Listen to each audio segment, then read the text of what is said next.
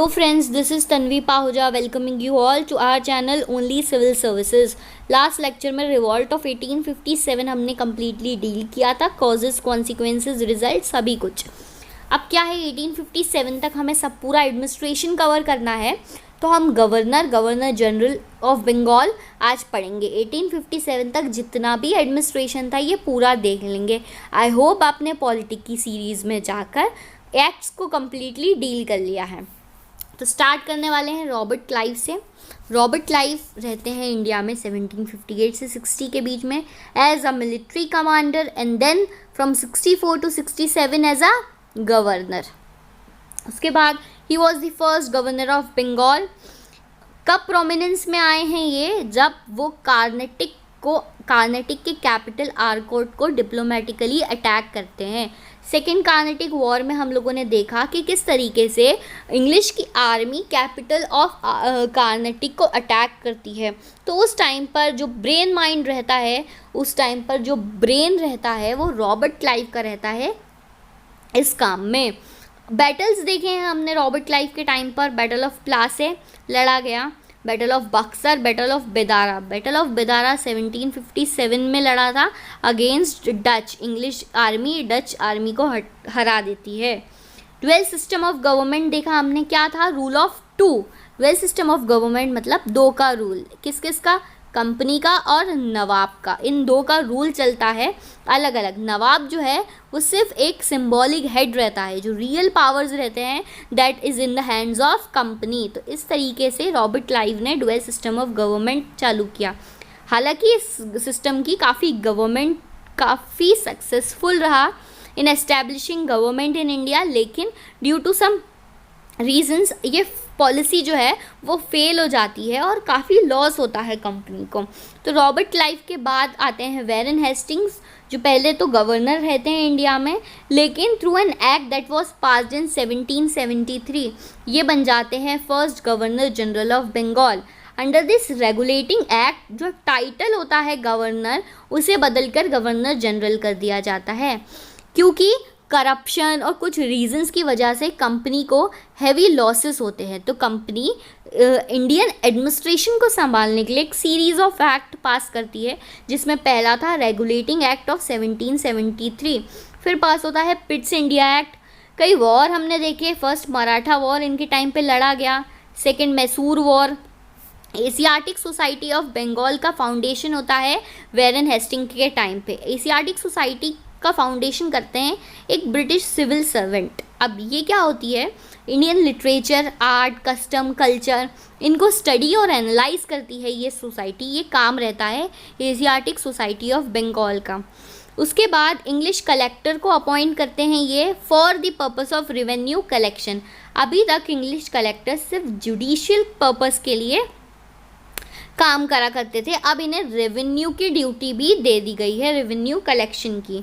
उसके अलावा Warren Hasting shifted treasury from Murshidabad to Calcutta.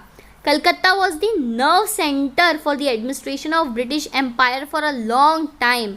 तो ये कलकत्ता को किसने शुरुआत करी कि एम्पायर को वहाँ स्ट्रॉन्ग करना है, अपनी ट्रेजरी वहीं से शिफ्ट करनी है और उसको सेंटर बनाना है. वैरन हेस्टिंग्स ने किया. ठीक. रीऑर्गेनाइज जुडिशियल सिस्टम को एक नया रूप दिया. किस प्रकार बताती हूँ मैं, नीचे लिखा है.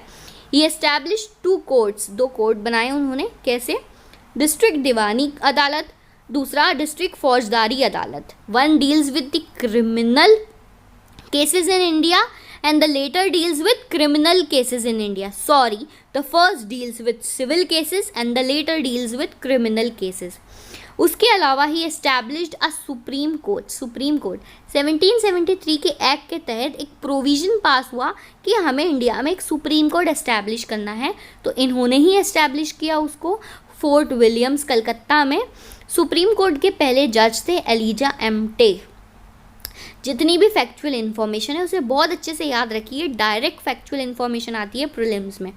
अबॉलिश दस्तक, जो फ्री ट्रेड के लिए जो दस्तक मुगल एम्परर्स ने इन्हें दे रखी थी उन्हें अबॉलिश कर देते हैं वैरन हेस्टिंग्स. उसके बाद आते हैं लॉर्ड कॉर्नवालिस 1786 से 93 तक. इनके टाइम पर थर्ड मैसूर वॉर होता है 1790 to 92. एडमिनिस्ट्रेटिव सिस्टम में एक कोड आता है कॉर्नवालिस का, famously known as Cornwallis code 1793। Under this he separated the judicial and administrative function. अब इन्होंने क्या कर दिया कि एक ही ऑर्गेनाइजेशन, एक ही चीज़ दो फंक्शन संभाल रही थी, जुडिशियल प्लस एडमिनिस्ट्रेटिव। अब इन्होंने सेपरेट कर दिया, पावर को सेपरेट कर दिया गया है। यहाँ से आती है, हमें देखने को मिलती है theory of separation of powers, powers को बांट दिया गया है। उसके बाद मैं आपको बता दूँ, कॉर्नवालिस के आने से पहले जो कंपनी के अंदर प्रॉब्लम चल रही थी that was of rampant corruption, heavy losses हो रहे थे, तो कॉर्नवालिस को इसी इम्पॉर्टेंट काम के लिए भेजा गया था कि आप जाइए और कंपनी की सिचुएशन संभालिए। तो उन्होंने क्या किया, सोल्यूशन ढूंढा। उन्होंने कंपनी के एम्प्लॉयज़ को कहा कि अब आप प्राइवेट ट्रेड नहीं करेंगे, ठीक है, उन्हें रेस्ट्रिक्ट कर दिया गया। थाना इस्टेब्लिश किए, थाना पुलिस थाने इस्टेब्लिश किए उन्होंने। सर्किट कोर्ट्स, उन्होंने जो वैरन हेस्टिंग के टाइम पर दी गया जुडिशियल सिस्टम था उसको और रीऑर्गेनाइज किया। किस तरीके से, उन्होंने 4 सर्किट कोर्ट्स बनाए। कहाँ कहाँ, मुर्शिदाबाद, पटना, ढाका और कलकत्ता नाम की जगह पर सर्किट कोर्ट्स बना दिए। सिविल सर्विस का इंट्रोडक्शन दिया है लॉर्ड कॉर्नवालिस ने इंडिया में।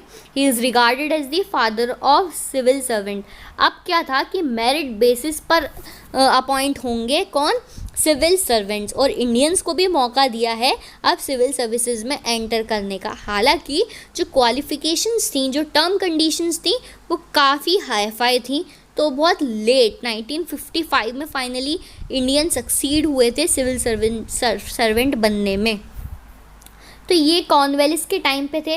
कॉर्नवालिस के टाइम का एक बहुत ही प्रोमिनेंट रिफॉर्म हम देखेंगे, that was permanent settlement of Bengal. Land revenue का परमानेंट सेटलमेंट किया कॉर्नवालिस ने।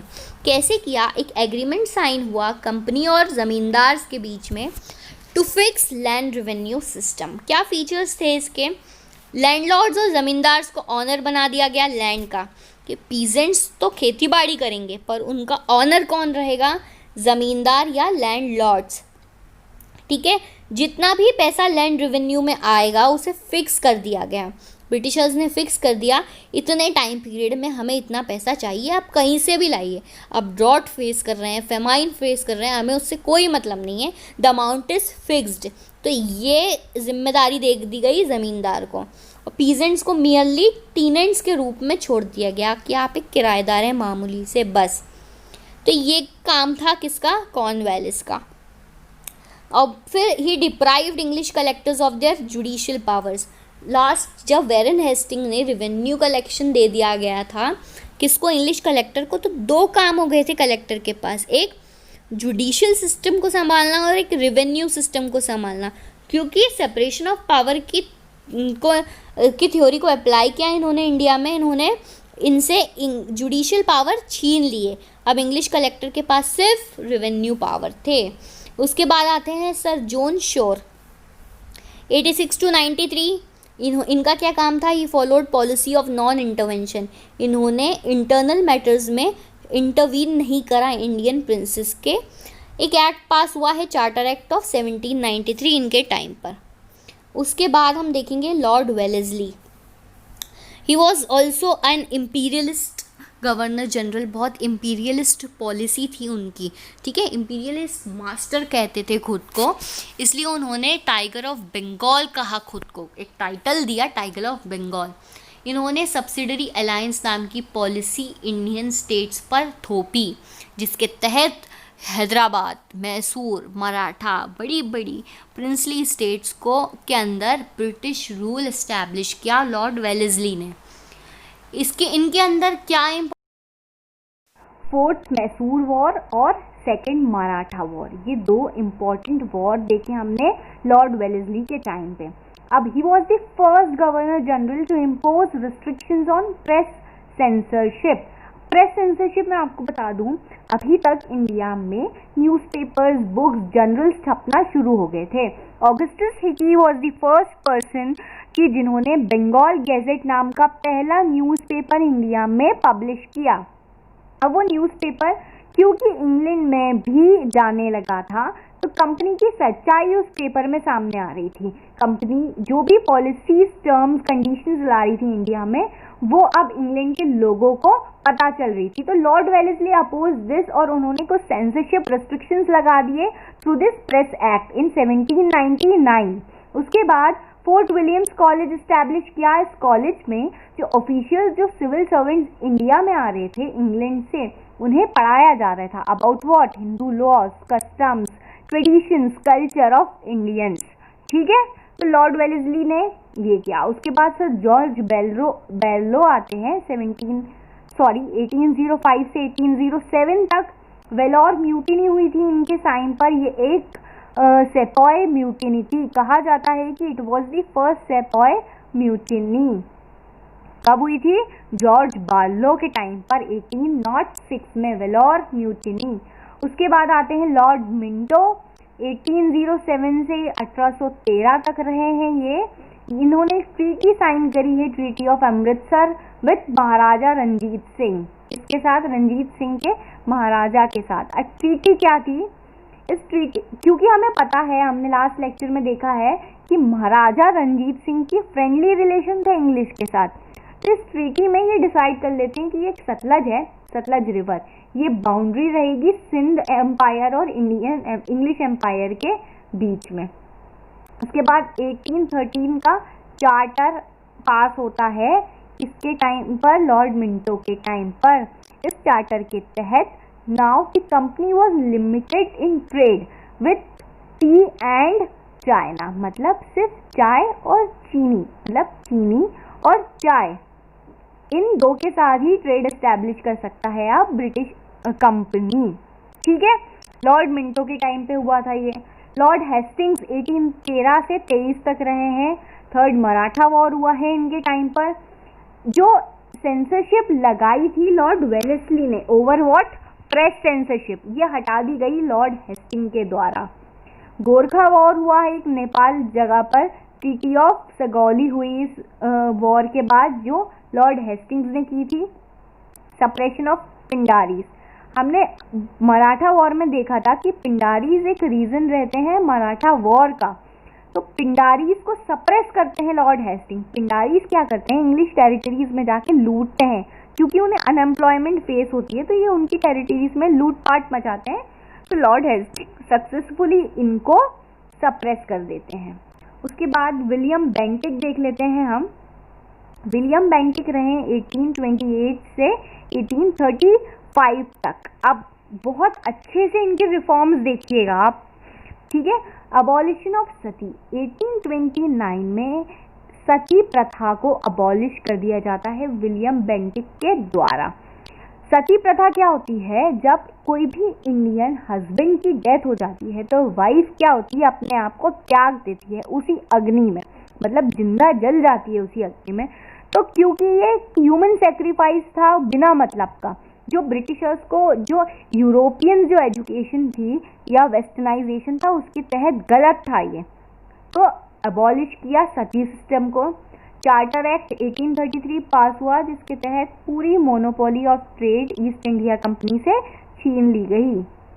अब इस एक्ट के तहत इन्हें first governor general of India बना दिया जाता है। अब आप देखिए, अभी तक गवर्नर जनरल ऑफ बंगाल था, अब गवर्नर जनरल ऑफ इंडिया हो गया। मतलब आप देखें किस तरीके से उनका पॉलिटिकल पावर इंडिया में बढ़ रहा है। बंगाल से सीमित थे, अब इंडिया में आ गए। सप्रेस ठग्स, ठग्स एक कम्युनिटी रहती है जो लूटपाट मचाती है। दूसरा, ये ह्यूमन सेक्रीफाइस, लोगों की गर्दन काटकर इनकी जो डीटी रहती हैं, जो डिवोटी भगवान रहते हैं, उनको डिवोट करते हैं जाके, तो इनको सप्रेस किया था विलियम बेंटिक ने। उसके बाद एक education, Lord Macaulay education minute चालू हुआ था 1835 में। इसके तहत इंग्लिश लैंग्वेज जिसमें आज हमारे ऑफिशियल वर्क्स होते हैं, ये विलियम बेंटिक की देन है कि इंग्लिश लैंग्वेज को ऑफिशियल लैंग्वेज बना दिया गया था। अभी तक जो है Persian language was used in official works, now English language को किससे बना दिया था? विलियम बेंटिक ने ऑफिशियल लैंग्वेज। और इस एजुकेशन माइन्यूट ने एक लॉ कमीशन बनाई थी जिसके हेड बनाए थे Macaulay. 4th member of executive council was law commissioner.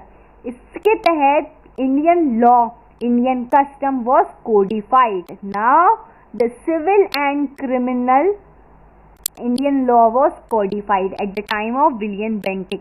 तो आप जुडिशियल स्ट्रक्चर को देखिए इस टाइम पर कितना आगे बढ़ चुका था इंडिया का। उसके बाद ही prohibited female infanticide and human sacrifice. जो फीमेल के बच्चों, मतलब जो छोटे छोटे बच्चे होते थे, जो गर्ल चाइल्ड होते थे, उनको मार दिया जाता था। उसके बाद ह्यूमन सेक्रीफाइस, कुछ कारणों की वजह से ह्यूमन सोसाइटी, मतलब हिंदू सोसाइटी जो थी उसमें बिलीव्स थे ह्यूमन सेक्रीफाइस के, तो इसको प्रोहिबिट किया विलियम बेंटिक ने। तो आप देखिए कि किस तरीके से इनके रिफॉर्म्स जो थे वो सोसाइटी के वेलफेयर के लिए रहे हैं। He was a social reformist कह सकते हैं हम। आप जो रिफॉर्मिस्ट लड़ रहे थे इंडिया में, उनके लिए ये लॉज जो हैं, ये एक्ट बहुत ही काम आए। उसके बाद ही founded medical college at Calcutta और ही replaced Persian as an language on higher court. Courts में भी इन्होंने अब इंग्लिश को ऑफिशियल लैंग्वेज बना दिया गया। बहुत ही अच्छा कार्यकाल रहा है इनका। सो अब हमने क्या देख लिया है, हमने विलियम बेंटिक इस लेक्चर में देख लिया है। अगले लेक्चर में हम अगले गवर्नर जनरल तक। Stay connected, do like, share and subscribe our channel, that is only civil services. Thank you.